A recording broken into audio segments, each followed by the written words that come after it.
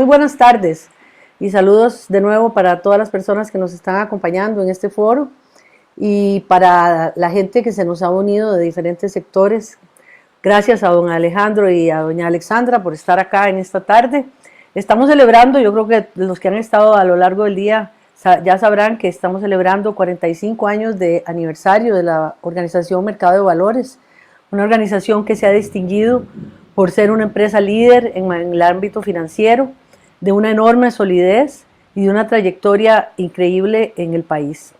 Hoy estamos reconociendo muchas de las cosas que la organización ha hecho y una de esas es el interés que la organización tiene en darle mayor protagonismo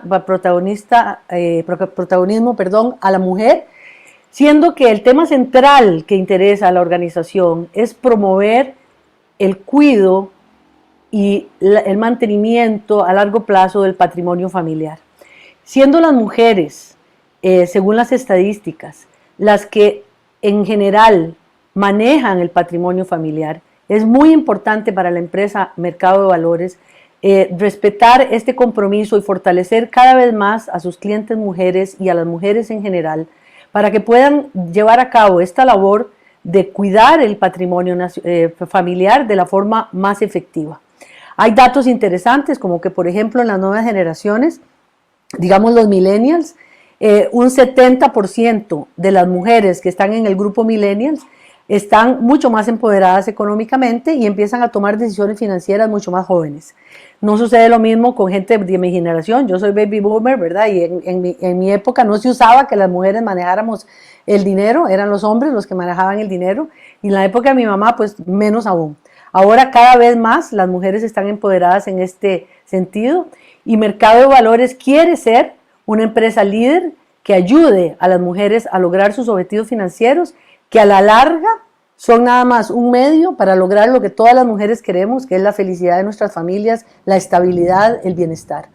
Entonces, hoy vamos a compartir una serie de comentarios y experiencias de nuestros panelistas. En primer lugar, doña Alexandra Kisling, creo que muchos de ustedes la conocerán. Ella es presidente de Voces Vitales de Costa Rica, una organización que tiene presencia a nivel mundial y que es una organización de mujeres ayudando a mujeres. Y don Alejandro Rubinstein, vicepresidente de Experiencia Cliente y Canales de Servicio de Bacredomatic, con también muchísimos años de experiencia y con una enorme sensibilidad hacia los temas sociales. Doña Alexandra no solo es presidenta de la Fundación de Voces Vitales, y ella fue una de las fundadoras, ¿verdad?, de esta organización, junto a dos personas más, sino que además se ha distinguido por haber hecho una larga carrera de apoyar el liderazgo de las mujeres. Y ha estado en diversas instituciones y diversos foros. Actualmente es miembro de la Junta Directiva de INCAE y vicepresidenta de la Alianza Empresarial para el Desarrollo ADD, que es la organización que Costa Rica promueve el tema de responsabilidad social y sostenibilidad. Ella es psicóloga de profesión y además de eso ha tenido una serie de otros títulos y es coach certificada, tiene como 3 o 4 certificaciones muy importantes en materia de coaching, pero lo que más tiene doña Alexandra es su amplísima experiencia trabajando con mujeres de verdad, de todos los niveles educativos, de todos los niveles sociales, empoderándolas para que se conviertan en tomadoras de decisiones y puedan tener el control de su propia vida. Muy bienvenida, doña Alexandra. Y en el caso de don Alejandro Rubinstein, él es licenciado en Ingeniería Industrial, pero es banquero, trabaja en Bacredomatic hace ya bastantes años, donde ha tenido una larga carrera. Actualmente es vicepresidente de todo lo que tiene que ver con el área de canales, ¿verdad? Es responsable de la estrategia de innovación, operación y resultados de todas las sucursales del país. Así es que si ustedes van alguna vez al Banco BAC, a una sucursal y no les va bien, ya saben con quién tienen que quejarse, con don Alejandro, que es el papá de todos los tomates de ahí. Él maneja los cajeros automáticos, maneja los puntos Servimás. Entonces tiene una enorme experiencia en lo que tiene que ver con la atención al cliente. Y en don Alejandro, quiero decir algo que no me lo pusieron aquí, pero que yo lo quiero decir. Don Alejandro es además presidente de Paniamor y tiene muchos años de estar vinculado con temas sociales y con organizaciones sociales. Es decir, no es un banquero cualquiera, es un banquero con corazón. Y yo se los puedo decir por experiencia propia. Bienvenidos ambos a este foro. Y vamos entonces a iniciar con algunas preguntas. Ahí entre lo que se atrasó el foro anterior y los anuncios nos han robado como media hora, pero bueno, vamos a ver qué podemos hacer en el ratito que nos queda para tratar de cumplir con los tiempos y poder salir bien con las cosas tan importantes que ustedes tienen que decir. Entonces, para don Alejandro va a ser la primera pregunta. Aquí, igualdad de género. Como usted está en minoría, le vamos a hacer la primera pregunta. Entonces, yo quiero que usted nos cuente y le cuente a las personas oyentes acá del panel, don Alejandro, ¿qué entendemos por patrimonio y capital desde una perspectiva más amplia? Porque cuando uno piensa en patrimonio, piensa en capital, piensa solo en dinero o en bienes, ¿verdad? En propiedades o qué sé yo. Pero de acuerdo con la visión que se le está dando en el mundo ahora y con la visión que tiene Mercado de Valores, el patrimonio es mucho más amplio que solamente las cosas materiales o el dinero. Así que cuéntenos usted, que es experto, ¿qué se entiende por patrimonio desde una perspectiva más amplia? Claro, muchas gracias, doña Rox. De verdad, es un placer poder estar esta tarde. Quisiera primero unirme a la felicitación para Mercado de Valores en sus 45 años. Como parte de Paniamor, puedo dar fe. El Mercado de Valores ha sido una de las organizaciones que más apoyo le ha dado a Paniamor. Estamos profundamente agradecidos por eso y pues desearles muchísimos éxitos a esta gran institución. Y también me siento muy honrado de estar en este foro con estas grandes mujeres. Yo creo que tardamos como 10 minutos solo en el currículum de doña Alexandra. A ambas las conozco y son profesionales excepcionales que le han aportado muchísimo al país, así que de verdad muy halagado de poder compartir con ustedes este foro. Entrando al tema específico de lo que se entiende por patrimonio, patrimonio viene etimológicamente de dos palabras, ¿verdad? De pater o patris, que es padre, y monium, que significa lo que se recibe o herencia. Entonces, una definición bastante estricta de la palabra es lo que se recibe de los padres. Entonces, patrimonio tiene que ver un poco con esa herencia o ese legado que uno puede recibir. Normalmente, como usted explicaba, doña Rox, se entiende más como temas de activos, ¿verdad? Como lo puede ser dinero en cuentas bancarias, inversiones, propiedades, vehículos, acciones en empresas, arte, joyas, ¿verdad? Cualquier bien que tenga quizás valor o que se pueda apreciar en valor en el tiempo o que tenga una capacidad de generación de ingresos en el tiempo. Pero como usted ya apuntaba, el patrimonio también se usa en otros ámbitos, como el ámbito cultural, ¿verdad? Cuando uno habla del patrimonio cultural, es eso que uno ha recibido de sus ancestros, como la arquitectura, el arte, la música, y entonces a nivel familiar, uno puede pensar en temas como la educación, ¿verdad? O valores, son parte del patrimonio que uno puede recibir también de sus papás o de las personas que lo han creado. Me gustaría hablar rápidamente de la gestión del patrimonio, nada más para enmarcar cómo se gestiona un patrimonio. Normalmente se habla de tres grandes temas en la gestión patrimonial. La primera es la generación, que tiene que ver con pues todas las actividades que se hacen para que ese patrimonio crezca, ¿verdad? Como puede ser invertirlo, hacer algún emprendimiento o comprar activos que en el tiempo se puedan apreciar. La segunda tiene que ver con la protección de ese patrimonio, que se puede hablar de seguros para imprevistos, seguros para esos activos o para la capacidad de generar ingresos en esos seguros. Por ejemplo, las personas, ¿verdad? Deberíamos protegernos a nivel de seguro de gastos médicos o seguros de vida para poder, en caso de una eventualidad, no poner en riesgo al resto de la familia. Y luego, por último, la transferencia, que tiene que ver ya con un testamento o cómo entregar, en caso de que uno ya no esté, ese patrimonio, esos bienes, esos activos a la familia. Entonces, así como muy general, ese es lo que se entiende por patrimonio y el marco en el cual se gestiona. Muchas gracias, don Alejandro. Sí, muy interesante, ¿verdad? Que el tema patrimonio venga la palabra pater y que tenga que ver un poco más con la parte masculina.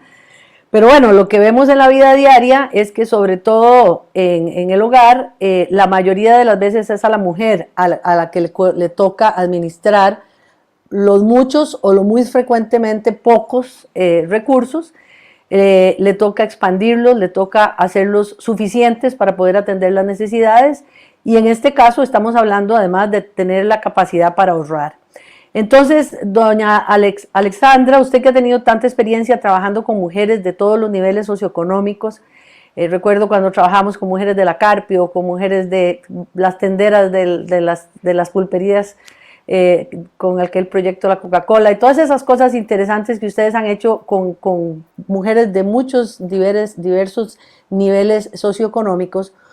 ¿Cómo es que la mujer realmente le toca construir y cuidar el patrimonio y tal vez ni cuenta se está dando que eso es lo que está haciendo, ¿verdad? Lo hace como una acción natural, como una responsabilidad que asume, pero que realmente tal vez no tiene conciencia de lo que realmente está haciendo. ¿Qué nos puede decir ustedes de su experiencia, doña Alexandra? Bueno, muchas gracias. Primero quiero también felicitar a Mercado de Valores, especialmente a doña Cristina, la trayectoria maravillosa que ha tenido esa empresa y deseándoles los mejores éxitos. Agradecer la invitación y también referirme a don Alejandro y a doña Roxana. Doña Roxana es una mujer a quien considero una gran amiga, pero además una mujer que admiro mucho, ha sido un ejemplo de vida para las mujeres y puedo decir de primera mano, porque la conozco de cerca, y a don Alejandro también hemos coincidido y coincido completamente con doña Rox, que es un hombre con un enorme corazón y una gran inteligencia.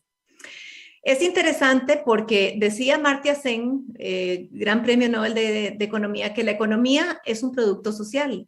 Y en el seno de la familia, precisamente la mujer, especialmente en entornos diseñados como los nuestros, hace un papel clave en la organización y funcionamiento de la economía doméstica. Bien decía doña Roxana al inicio que eso está cambiando. Yo veo las generaciones abajo de mí, ya los hombres se involucran de forma diferente, pero en general todavía lo que vemos en Voces Vitales, aún en generaciones, dependiendo con el grupo etario que trabajemos, es que efectivamente la participación de la mujer en la configuración de los valores y la cultura de la familia es fundamental para construir ese capital social. Es uno de los agentes de socialización más importantes en un ámbito en donde todavía se le atribuyen los roles de cuidadora, de educadora y que, ¿verdad?, entre los miembros que componen este núcleo familiar. También es parte de la construcción de esa, lo que yo llamo infraestructura moral, ¿verdad? Porque vemos que ella dirige las relaciones entre los miembros de la familia, donde se definen las normas, las creencias, los valores, todo eso que socializa. Y es por eso que para nosotros en Voces Vitales el trabajo con la mujer es fundamental, porque cuando uno trabaja con una mujer, entra a una familia, entra a la formación y el desarrollo de los miembros de esa familia. Y eso, por supuesto, incluye la formación financiera, el liderazgo, porque tanto la formación financiera como el liderazgo, al final del día, son producto de decisiones emocionales y psicológicas. Todo en el ámbito humano tiene que ver con las relaciones humanas, ¿verdad? Entonces, cuando una mujer es temporada y se valora a sí misma y tiene además una buena autoestima, esa influencia que ejerce en la construcción de los capitales financiero y social es enorme. Tenemos, por ejemplo, que la mujer reparte o distribuye el 90% de su salario en la familia, construyendo indudablemente a mejorar la educación, la salud, la nutrición, la formación de los seres humanos, pero además se ha comprobado que disminuye la mortalidad infantil, disminuyen los embarazos involuntarios y adolescentes, y además de eso toman entre el 80 y el 85% de las decisiones de compra a nivel global. Esas joyas, esos cuadros, todas esas cosas a las que se refería don Alejandro, ¿verdad? Entonces, sin duda encontramos una coincidencia sobre la influencia de la mujer en el devenir de la empresa y la construcción del patrimonio, porque gracias a la gestión de las relaciones de los miembros de la familia, esos aspectos determinan el éxito o el fracaso del manejo del patrimonio familiar.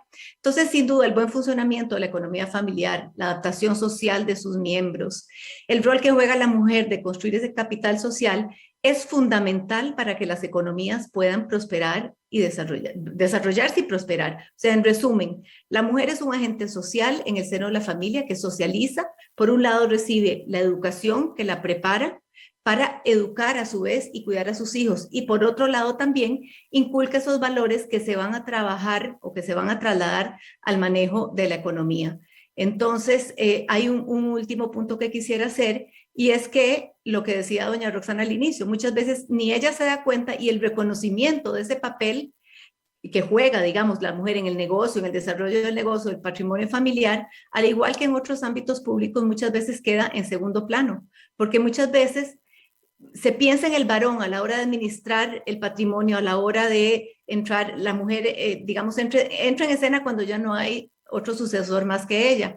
Y a veces inclusive hay dudas sobre su capacidad, y sabemos que la inteligencia, el compromiso y la eficiencia no tienen género. Entonces, realmente lo interesante es ver que cuando la mujer, digamos, se adquiere educación, formación y posiciones de poder, no solo genera y construye mejor el patrimonio, sino que mantiene el equilibrio y la armonía de la familia. Y todo esto es importante que ellas tengan conciencia de esto.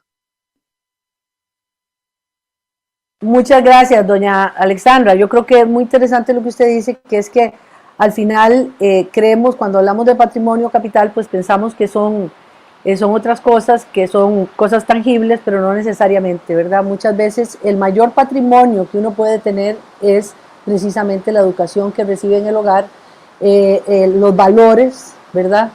Que siguen rigiendo el resto de la vida, y todas estas cosas que de alguna manera luego se convierten en decisiones y de alguna manera ya tienen una influencia directa en el uso que yo haga de mi dinero o de mis bienes.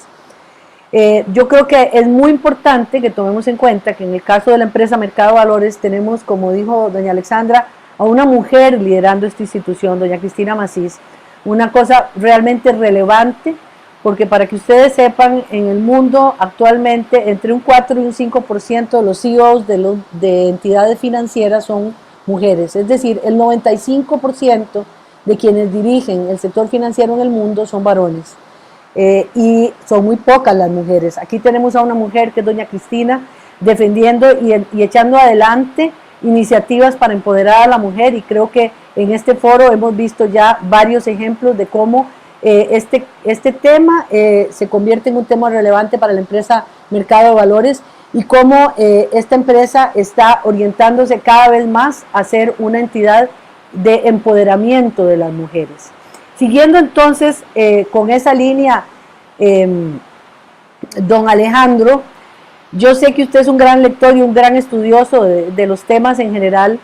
Quisiera que nos comente en términos generales cuál es la realidad de la inclusión financiera de las mujeres en el mundo, las estadísticas que tienen que ver con la participación de la mujer en el mercado, porque definitivamente se sabe que hay un enorme potencial, se sabe que hay una enorme necesidad también, y sin embargo, como que no vemos unas acciones concretas, digamos, que vayan dirigidas a realmente potenciar esta participación de las mujeres en el sector financiero y en todo lo que tiene que ver con la administración precisamente de los recursos familiares y empresariales, etcétera. ¿Qué nos puede decir sobre esto, don Alejandro?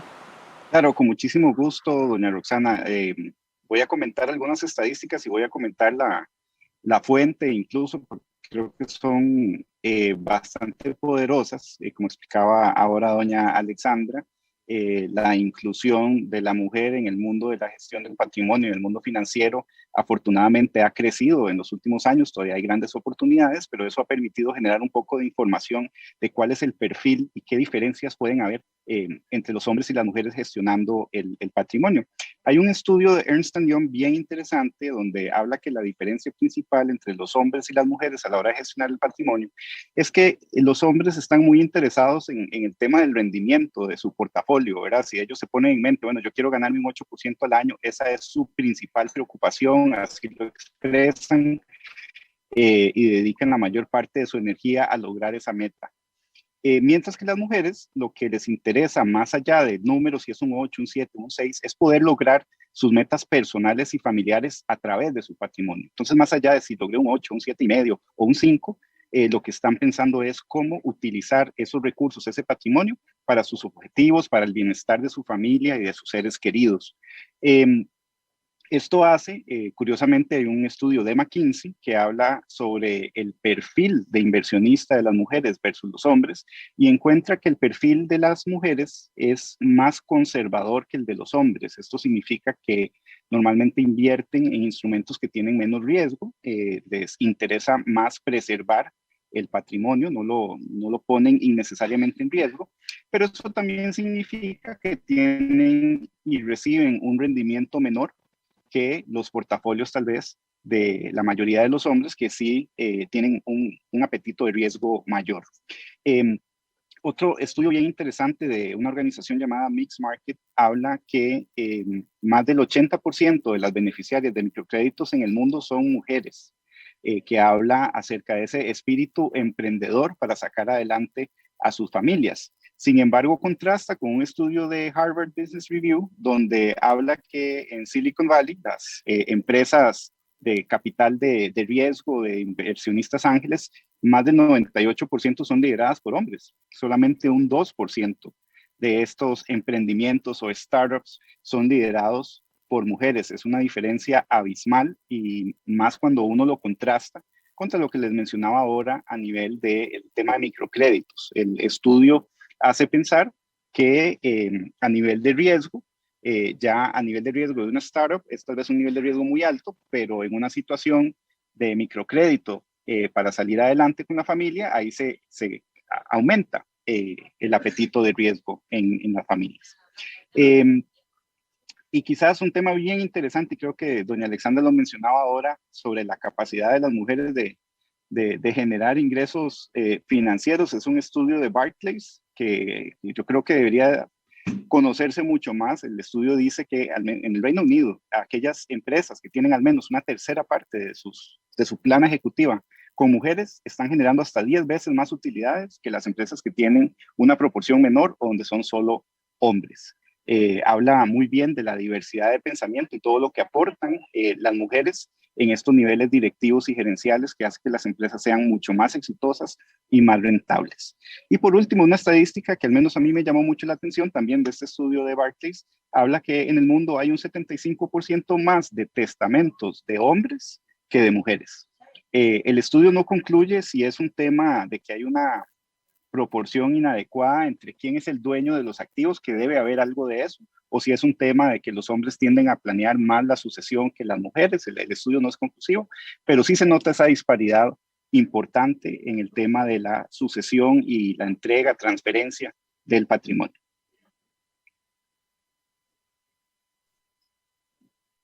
Gracias, don Allen, gracias, de ahí muy concreto. Y muy bien, interesante eso del perfil de riesgo de las mujeres. O sea, definitivamente las mujeres jamás, por ejemplo, hipotecaríamos la vivienda de nuestros hijos para un negocio, digamos, porque primero y sobre todo nos interesa cuidar la seguridad de los hijos. En ese sentido somos un poco diferentes los hombres y las mujeres, y es bien interesante ver cómo las mujeres en ese sentido actuamos con un poco más de enfoque hacia lo que es preservar precisamente la seguridad de la familia por encima de la rentabilidad del dinero. Y bueno, eso está en la psicología propia de cada uno de los géneros, ¿verdad? Y la verdad de las cosas es que es una cosa que tiene mucho valor dependiendo de cómo se aplique, pero que además las entidades financieras tienen que entender, porque en el momento en que las entidades financieras abordan a la mujer en la misma forma que al hombre, están desconociendo, digamos, estas diferencias que ya existen, que usted bien acaba de señalar.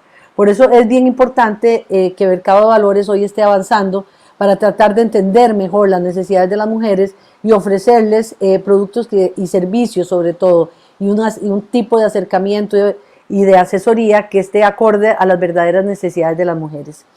Entonces, Alexandra, de acuerdo de nuevo con tu vastísima experiencia trabajando con mujeres, ¿cómo se traducen estas estadísticas en la realidad del accionar diario de las mujeres? O sea, ¿qué tanto las mujeres necesitan o necesitamos todas empoderarnos, entender lo que está pasando, tener acceso a mejores servicios financieros? ¿Qué tan importante es esto, viendo que en muchos casos las mujeres agredidas se quedan con el agresor simplemente porque no se sienten financieramente sólidas, o las mujeres que están siendo víctimas de cualquier tipo de abuso, inclusive laboral, no les queda más que aceptarlo porque dependen de ese dinero y no tienen una idea de cómo hacerlo de una forma distinta. Entonces, ¿de qué manera se conectan estas estadísticas de la necesidad de empoderamiento e inclusión financiero con las problemáticas reales que viven las mujeres todos los días?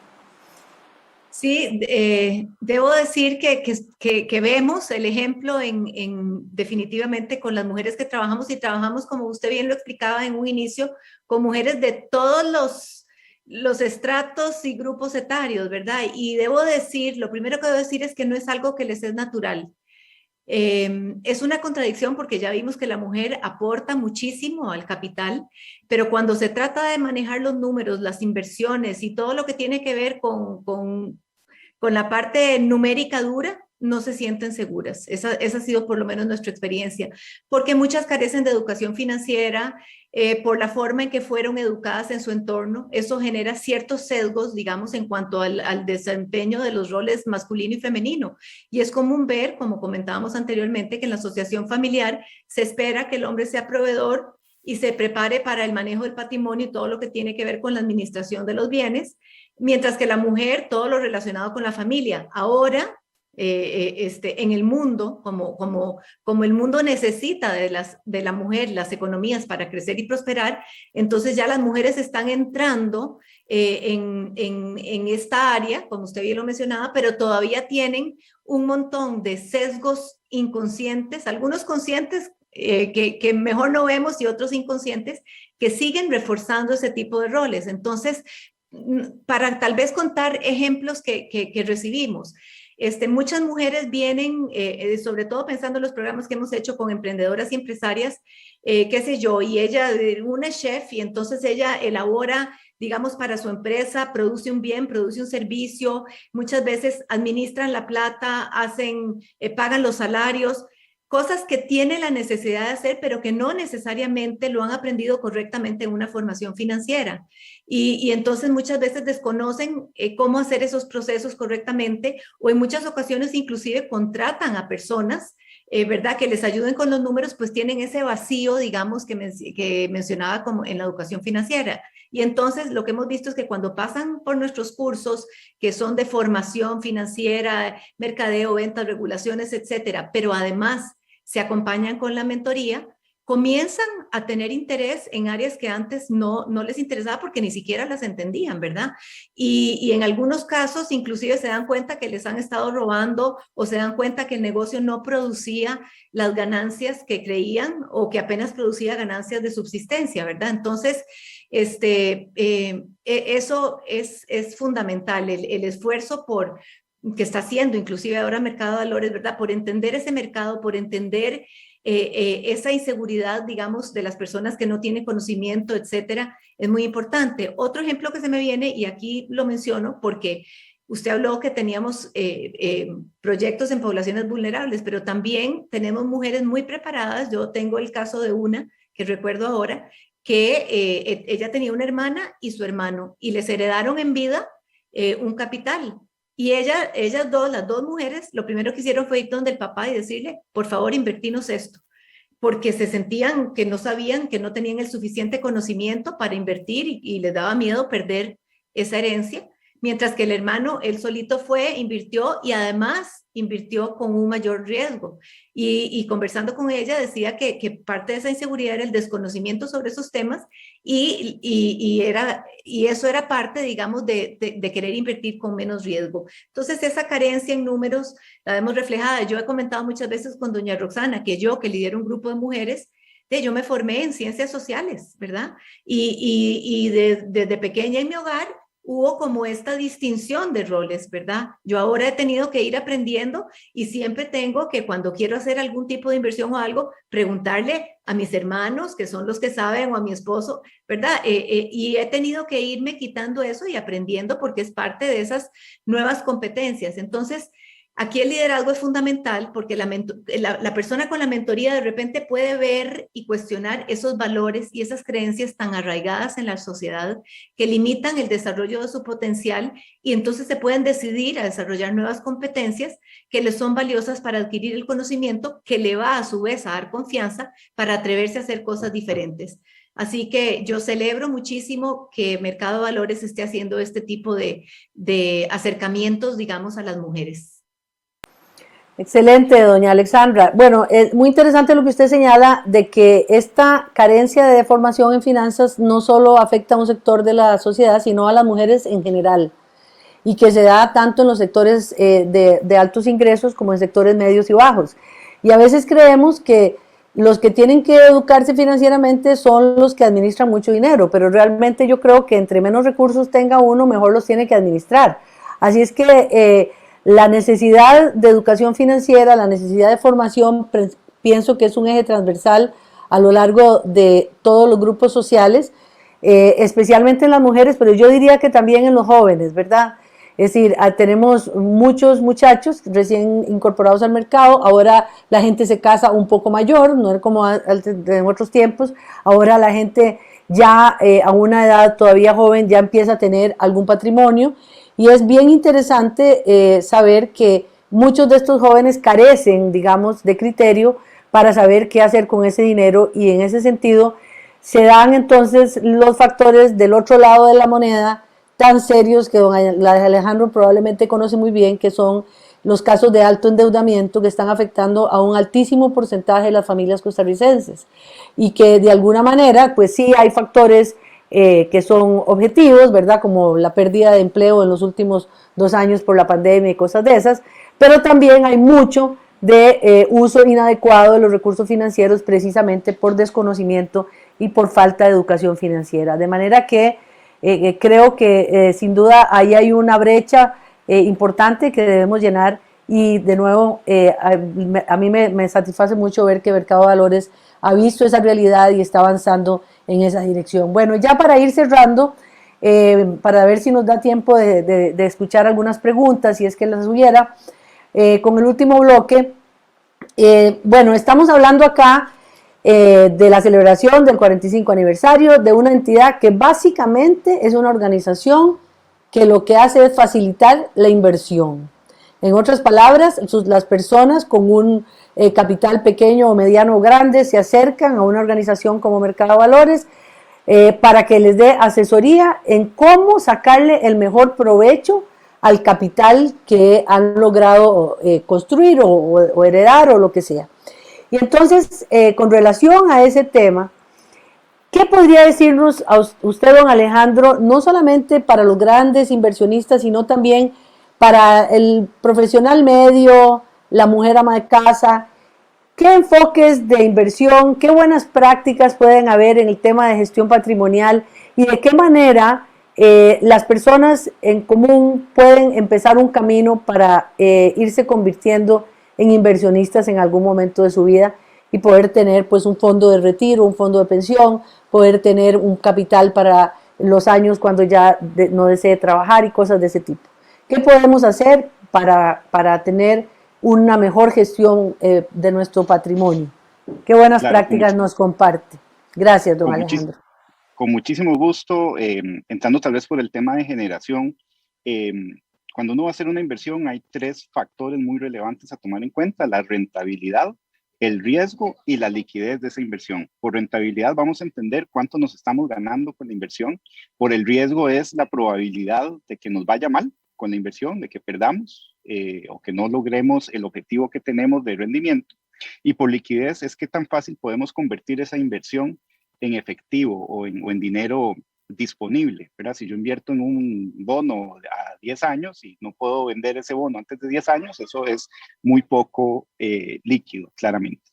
Y tal vez el tema más común es que a la hora de invertir a veces nos dan rendimientos muy altos y la gente no considera el riesgo que puede tener ese instrumento de inversión. Entonces hay que balancear ese tema del riesgo contra el rendimiento, y también manejar un concepto que se conoce como la diversificación, que es no invertir todo en una sola cosa, ¿verdad? Entonces, llegar y apostar todo el patrimonio de la familia, decir, voy a comprar este lote y aquí voy a construir algo. Si uno está invirtiendo todo ahí, eso no es una buena decisión financiera. Uno tiene que balancear y diversificar esas inversiones. Muchas veces las personas preguntan, bueno, ¿cuándo empiezo a invertir? ¿Cuánto debería tener de ahorros para emergencias? ¿Y cómo lo uso? Y tal vez una regla sencilla es que uno debería tener al menos el equivalente de 3 meses de gastos en una cuenta corriente. Tal vez no va a estar ganando intereses, eso no es tan relevante, pero disponible para emergencias. Y ya cuando uno tenga 6 meses o más disponible, líquido, uno puede empezar ya sea a invertir o idealmente a bajar deudas, aquellas deudas que no sean productivas, ¿verdad? Deudas de consumo, de vehículos, de la casa, no necesariamente de algún emprendimiento donde las deudas pueden ayudar a crecer el capital de trabajo. Y las primeras inversiones pueden ser en temas como certificados de depósito, donde se pueden tomar certificados a 1 año, por ejemplo, para maximizar el rendimiento y hacer escaleras. Es decir, yo invierto hoy, estamos en agosto, y dentro de 3 meses invierto otro a 1 año. Entonces, cada 3 meses me está venciendo algún certificado, estoy maximizando el rendimiento, pero tengo liquidez porque cada 3 meses sé que se me va a ir redimiendo alguno de estos certificados. Y ya después de eso, inversionistas un poquito más sofisticados, están los fondos de inversión, los productos bursátiles o incluso pensar en un emprendimiento. A nivel de protección, una de las mejores prácticas es el tema de tener seguros. Lo mencionaba ahora, las personas muchas veces no se aseguran si son proveedores en su familia. Una pareja que está trabajando, ambos deberían tener seguro de vida, seguro de gastos médicos y, por supuesto, asegurar los activos, sobre todo la casa, el vehículo, que son relevantes para la familia.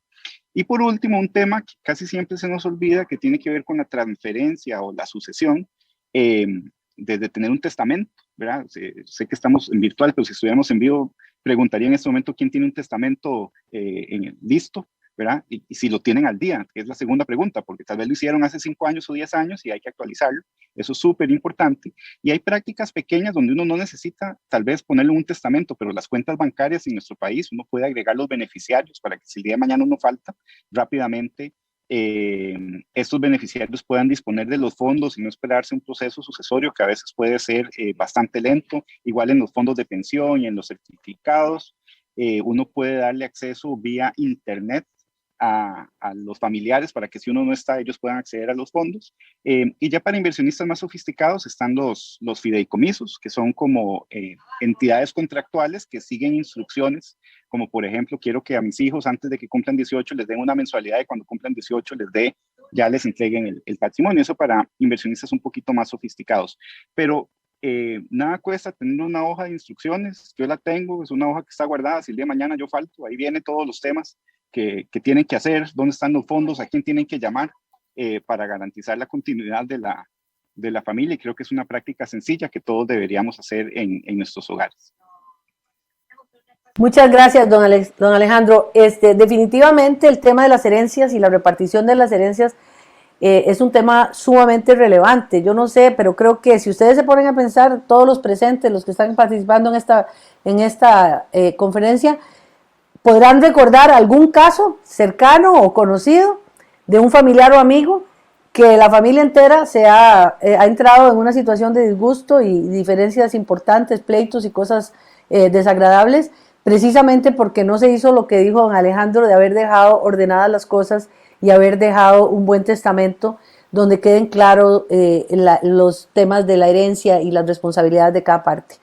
De nuevo, el tema de conocer este asunto de cuáles son las cosas que tengo que tomar en cuenta cuando voy a invertir y qué posibilidades reales tengo yo de empezar a ahorrar un poquito para invertir, aunque sea una pequeña cantidad que en el futuro me vaya generando ingresos importantes. Son el tipo de preguntas que creo que debemos hacernos, no importa la edad, nunca es tarde. Yo creo que en todo momento de la vida uno puede empezar a hacer estas cosas y obviamente entre más joven esté la persona, pues mayores posibilidades tiene de que ese capital se le convierta en algo relevante en el largo plazo.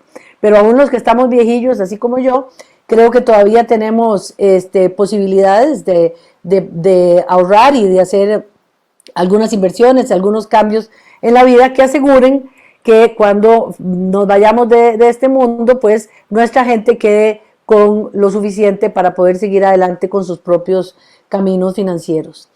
Y bueno, ya para ir cerrando, doña Alexandra, ahora don Alejandro nos hablaba de esto, de que el riesgo, de que la liquidez, de que el monto y todas estas cosas, ¿verdad? Que son lenguajes muy financieros, y antes habíamos hablado pues que para las mujeres este lenguaje a veces puede resultar extraño porque muchas no estamos formadas en materia financiera. Entonces, ¿cuáles son las potencialidades que realmente tiene la mujer y cuáles son las limitaciones que existen para que la mujer pueda acceder a los productos y servicios financieros? De nuevo, de acuerdo con su experiencia personal, como con la experiencia que ha desarrollado trabajando con mujeres por tantos años. Sí, gracias. Vea, yo quisiera, hay muchas cosas, yo siempre tiendo a ver las barreras como posibilidades, ¿verdad? Como potencialidades, como usted bien lo dice.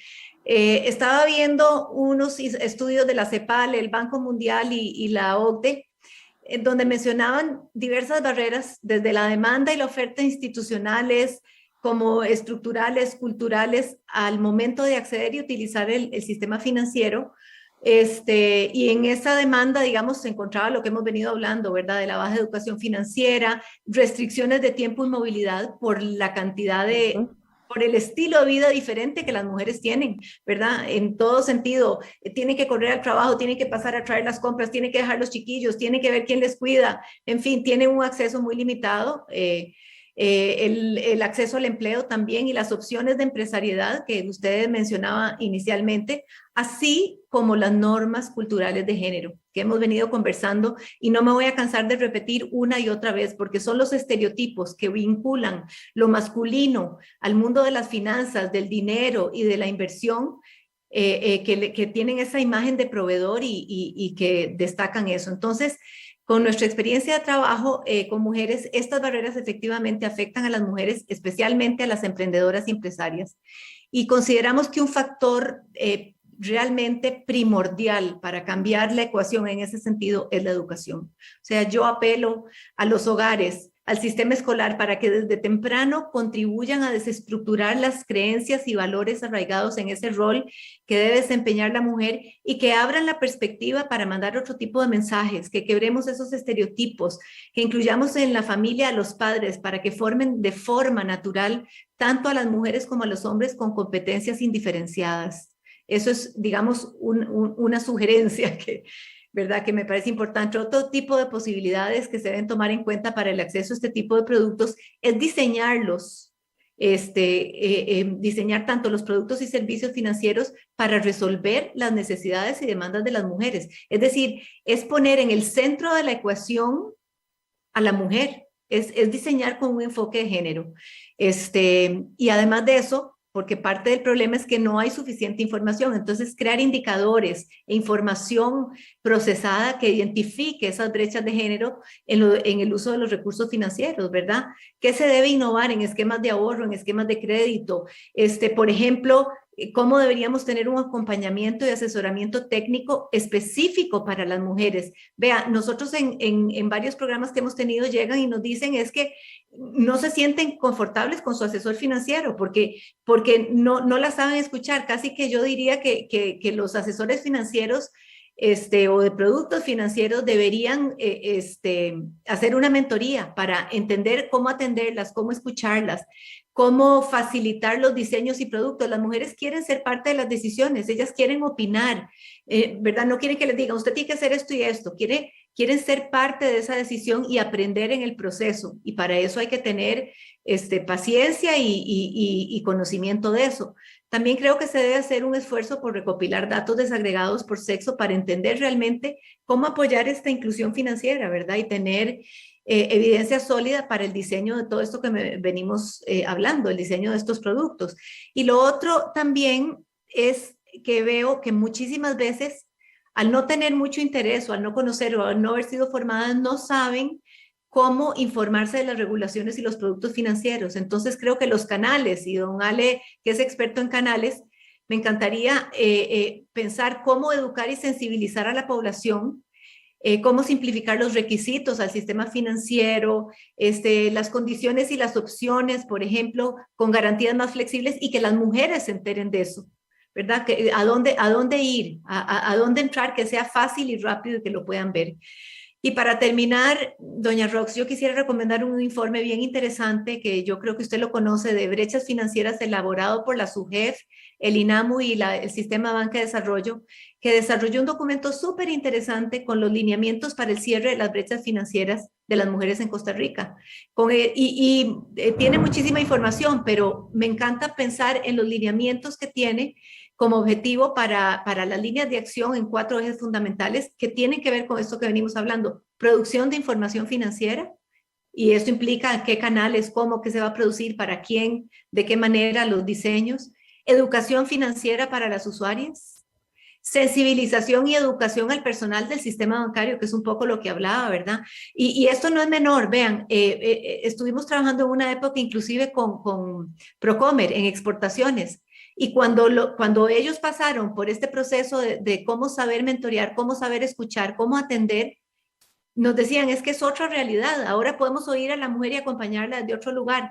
Usted es una persona que siempre nos ha dicho, es que las mujeres somos diferentes y tenemos diferentes necesidades, no podemos tratarlos a todos de la misma manera, ¿verdad? Y por último, productos y canales diferenciados, ¿verdad? Y otra cosa que planean hacer, que me parece fabuloso, es sistematizar las buenas prácticas que desde tanto el sistema financiero público, privado, se estén realizando, y que vayan en línea, en consistencia con estos ejes definidos para el cierre de las brechas de género. Muchas gracias, doña Alexandra. Definitivamente las recomendaciones que usted da son exactamente lo que hay que hacer. En nuestro país el problema no está en el qué, porque yo creo que el qué está bastante claro, sino en el cómo. Los colombianos usan una frase que me gusta mucho y dicen, el cómo diablos. O sea, bueno, tenemos muy claro qué es lo que hay que hacer, pero cómo se hace. Y bueno, este estudio de la SUGEF, muy interesante con el INAMU, pero yo me pregunto, y claro que la pandemia vino a un poco a frenar muchos planes que venían en marcha, pero ¿qué cosas se está haciendo en este momento desde la SUGEF, por ejemplo, para mejorar la visibilidad de las transacciones financieras de las mujeres? ¿Qué tanto se está haciendo seguimiento de la trazabilidad de esas transacciones para, como bien lo señala usted, con datos duros, poder uno presentarse y decir, bueno, ok, aquí hay que generar esta política pública porque vean los datos, ¿verdad? Lo que nos dicen. Lamentablemente hay todavía bastante camino por andar en esa materia, y creo que es una tarea absolutamente fundamental darle seguimiento. Bueno, dado que se nos había atrasado un poquito, nos dieron unos 10 minutitos más para contestar algunas preguntas. No sé si hay alguna pregunta del foro. No me han hecho llegar ninguna pregunta en este momento.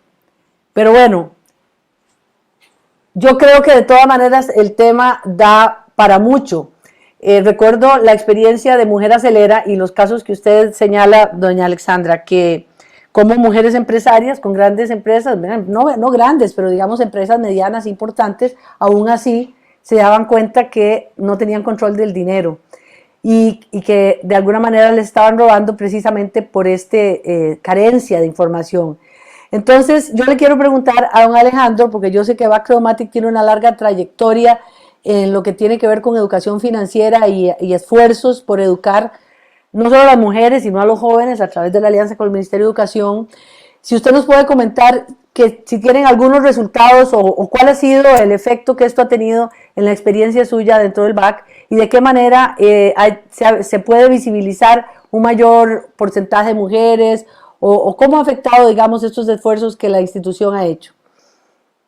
Sí, muchas gracias, doña Rox. Nosotros revisamos nuestra cartera de clientes y lo tenemos bastante balanceado.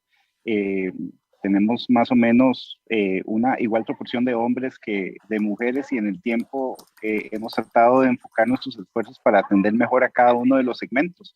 Y vemos a la mujer como un segmento más que tiene necesidades, como cualquier otro segmento que uno pueda hablar, una persona, llámese profesional independiente o una persona asalariada. Tratamos de enfocar nuestros esfuerzos hacia eso. A mí me llena de mucho orgullo que por lo menos en mi equipo el 85% de nuestras gerentes de sucursal son mujeres, Y esto Bueno, no ha sido un tema, no ha sido, me encantaría decir que fue que lo diseñamos así, pero simplemente han sido las mejores candidatas cuando hemos tenido los procesos y orgánicamente y naturalmente en este momento así es. Y también nuestras fuerzas de servicio son principalmente mujeres. Tenemos un 65% de mujeres atendiendo nuestros canales de servicio, tanto en sucursales como en nuestro centro de contacto. Y yo creo que entonces esta formación en profesionales, porque son asesores y asesoras profesionales en temas financieros, nos va a ayudar a mover la aguja en estos temas. Y quisiera poner un elemento adicional a lo que mencionaba doña Alexandra, y es el tema de la educación digital, que yo creo que es muy relevante, ¿verdad? ujú. Antes se hablaba mucho de inclusión financiera, pero ahora sería muy importante hablar de la educación digital para no excluir a muchas poblaciones en, en, en poder tener acceso a sus recursos financieros y a moverlos, y sobre todo en temas de seguridad, en engaños, hay que tener una educación y conocer cómo usar las tecnologías de información responsablemente. Muy bien, don Alejandro. Entonces vamos a cerrar con un comentario. Yo creo que eso de la tecnología es fundamental y ahí también hay brechas muy importantes de parte de las mujeres y en general de la población en general para que realmente usen los mecanismos de tecnología para poder hacer mejores transacciones financieras y mejores decisiones financieras. Entonces, doña Alexandra, ahora sí para cerrar, quisiera que usted me comente rápidamente, como un cierre, ¿cuáles serían, digamos, recomendaciones que usted les da a las mujeres en general para que logren tener un mejor manejo de sus finanzas, para que se formen? ¿Conoce usted alguna política pública que esté impulsando esto? ¿Hay algún lugar donde las mujeres puedan ir? ¿Qué sabe usted de lo que está haciendo las diferentes instituciones? Y si no, pues, ¿qué nos puede recomendar para poder tener un mejor manejo de nuestras finanzas? Vea, le va a sonar extraño que le diga esto, porque definitivamente acercarse, prepararse y estudiar es fundamental. Pero lo más importante, y quiero cerrar con este ejemplo, precisamente por lo que acaba de decir don Alejandro. Hace unos años, no le digo hace 15 años, hace unos 6 años, estábamos nosotros haciendo un programa de mujeres en tecnología y acompañando a las chicas, eran chicas jóvenes de 16 y 18 años que querían estudiar computación, ingeniería de sistemas, ¿verdad? STEM.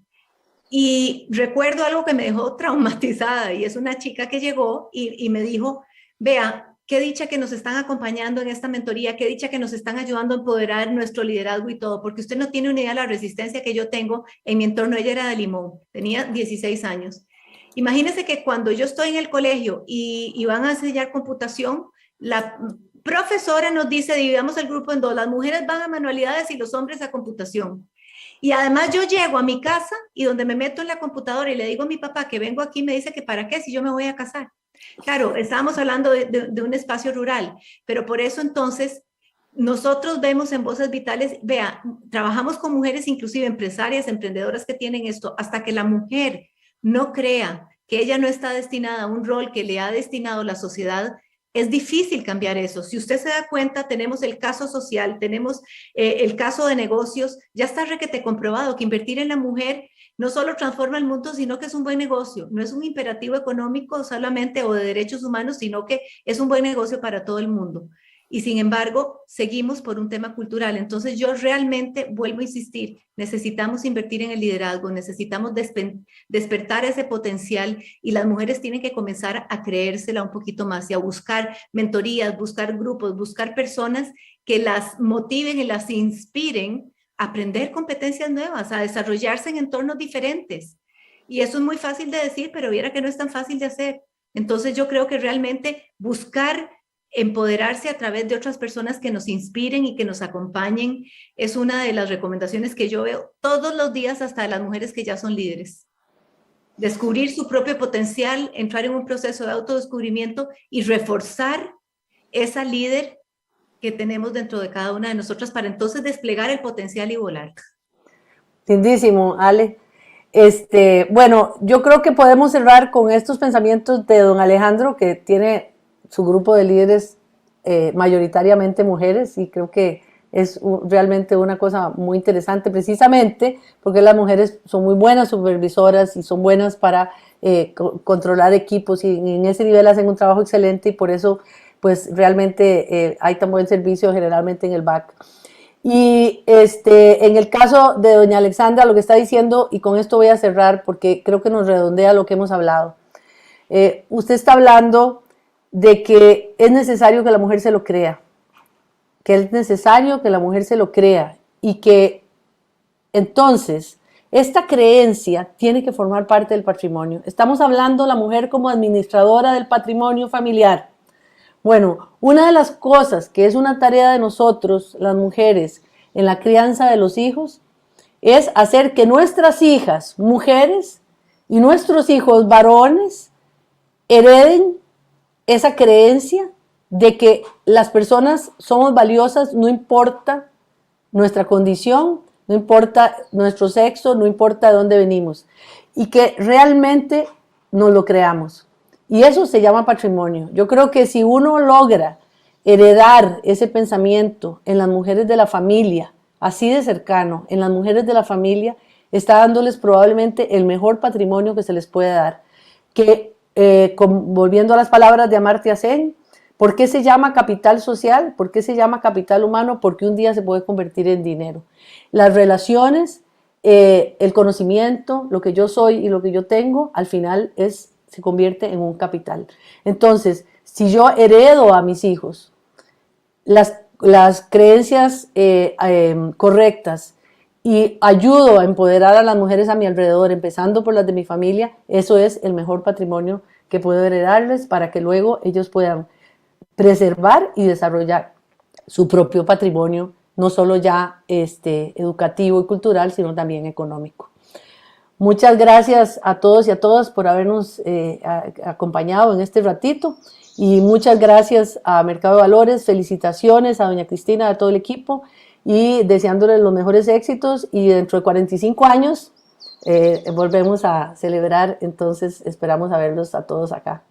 Buenas tardes.